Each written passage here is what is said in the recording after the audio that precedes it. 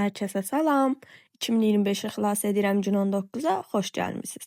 30 gün 30 fərqli məndə bu arkadaşı necə hazırlamışam, bu gün ondan danışacağıq. Deməli, pizzadan qardan adam hazırlamaq üçün birinci ehtiyacımız olan məhsul yuxadır, bir də boşqab. Demək, iki ölçüdə boşqab ehtiyac var. Biri böyük, biri balaca olmalıdır. Balacanı baş üçün istifadə edirik, böyüyü isə bədən üçün. Mən burada yuxanı 2 qat edib kəsmək üstünlüyü verdim ki, həm belə dadı xırçıtlı olsun, ləzzətli olsun, həm də bir qalınlığı olsun. Düşündüm ki, bir qat yuxa bir o qədər də qalın olmadığı üçün necə deyim? Yəni zəif olacaq da, əldə tutmaq çətin olacaq, yemək çətin olacaq, bir o qədər dad verməz deyə düşündüm. Ona görə 2 qat elədim. Burada da görürsüz bədən hissəni kəsməklə məşğulam. O qədər çətin idi kəsmək ki, yuxa belə qəribə şəkildə rezin kimi enlənir və nə qədər istəsəm də səliqəli formada kəsə bilmədim, amma olsun, baş və bədənimi hazırladım. İndi yağlı kağız sərilmiş, deməli soba nə deyirlər buna bilmirəm, bu qabın adı nədir bilmirəm. Nəsə sobanın içində olan şeydir də bu. Ona başladım başımı və bədənimi qoymağa. 2 qat eləyəcəm demişdim axı. Ona görə də qatlar bir-birinə yapışsın deyə araya pendir səpdim. Bu mozzarella pendiridir. Əsl reseptdə Holland pendiri dedilər, amma mən onu sevmirəm dedim, mozzarelladan istifadə elədim. Sevmirəm dediyim mozzarellanın xırçılısı olsun, belə uzanır da. O xoşuma gəldi. Ona görə nəysə, uzun sözün qısası mozzarella istifadə edim. Deməli, bədənimiz hazırdır.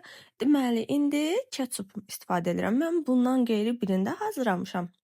Onda isə onu sonda göstərəcəm, amma onda tək ketçup eləmədim. Əgər siz mayonezlə ketçupun qarışığını xoşlayırsınızsa, ketçupla mayonezi qarışdırıb da edə bilərsiniz. Ya da orijinal reseptdə belə bir şey var idi ki, deməli, tomat pastası, su, duz üçün qarışdırıb yuxuya elə çəkirdim. Mən isə o qədər reseptə girməyin tərəfdarı deyiləm. Həm də ketçupla çox ləzzətli alınmışdı. Ketçup mayonez qarışığı ilə də bir o qədər ləzzətli idi demək olar. Burada yaxşı-yaxşı hər tərəfinə yayıram ki, sos olaraq, yəni alt kat sosu ketçup olduğu üçün nə qədər yaxşı yayılsa, dadı da bir o qədər ləzzətli olacaq. Və sonra da pizza dadını əldə etmək üçün yenidən mozzarella pendirini rəndələyirəm. Eyni zamanda bu qar effekti də verəcək və sobadan çıxmış halını əslində başda gördünüz. Nə qədər qəşəng şəkildə həm şişir, həm də ləzzəti olduqca qəşəng olur. Mən göz olaraq saskadan istifadə elədim. Həm göz olaraq, həm də düymələr olaraq. Bilmirəm, orijinal reseptdə qara zeytun idi, səhv xatırlamıramsa, zeytundan istifadə etmişdilər. Amma məncə saska ilə daha ləzzətli oldu. Burada da düymələri hazırlayıram. Əslində istəyirdim ki, ölçülər eyni boyda olsun ki, səliqəli görünsünlər. Sonra gördüm ki, nə qədər eləsəm də ölçüləri tutuzdura bilmədim. Ona görə başımı buraxdım. Nəticədə qarnım xoş olsun deyirəm. Bir də şərf hazırlayacağıq. Şərfi də kalbasdan hazırlamağa üstünlüyü verdim. Burada nazik-nazik doğrayıram. Daha doğrusu doğramağa çalışıram, amma doğramağı bacara bilmirəm. Nəysə və burada düşünmüşdüm ki, götürdüyüm miqdar yetərli olacaq şərf üçün. Sonra saydım və 1-2 orada problem də yaranır ki, səliqəyə kəsə bilmirəm. Ona görə kalbasa götürüb şərf üçün doğramağa davam edirəm. İndi isə gəlirik dekor mərhələsinə. Demək, qardan adamımızı qoyduq. Ondan sonra başlayıram gözlərini yerləşdirməyə. Gözlər üçün ən qalın hansılar kəsmişdimsə, onları seçirəm ki, belə fərqlənsin biraz. Sonra düymələri hazırlayıram. İndi keçəcəyik kalbasa ilə şərf hissəni dekor eləməyə. Ən sevdiyim hissə bu ki, şərf hissəsi oldu. Bilmirəm niyə. Məncə qardan adama gözəllik qatdı. Bir də sizə cüt çəkində göstərməyi unutmuşam. Burun hazırlamışdım. 3 bucaq elədim saskanı. Burnunu da ondan qoydum. Amma burnu yer kökü ilə də qoymaq olar deyə düşünürəm. Ya da ki, rəngli balqar biberlərini. Təbii ki, pizzanın tərkibinə fərqli müxtəlif cür istənilən şey əlavə eləmək olur.